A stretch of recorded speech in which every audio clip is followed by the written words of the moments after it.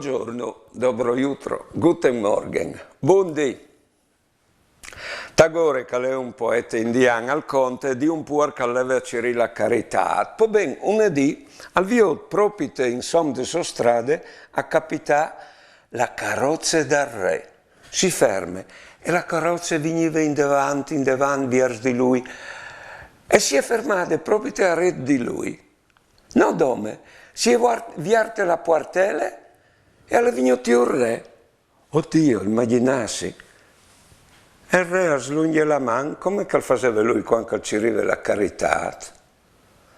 E lui al chiappe, al vias la bocca dal sac e chiappe su un gran di ris e gli dà.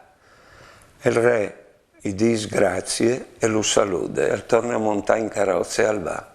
Lui al credeva di accomodarsi gli questi, il re che veniva incontri a lui. Non gli di fa. Allora ha continuato a cirire la carità. Quando è arrivato a casa la sera, ha strucchiato il sac sulla tavola e mi è stato riso, era un grande riso di auro. Gli si ho dato tutto il riso alla dita. Vi ho detto che il nostro Dio ha bisogno di noi e nos ricompensa ne vuole bene. Buone giornate e buone vite.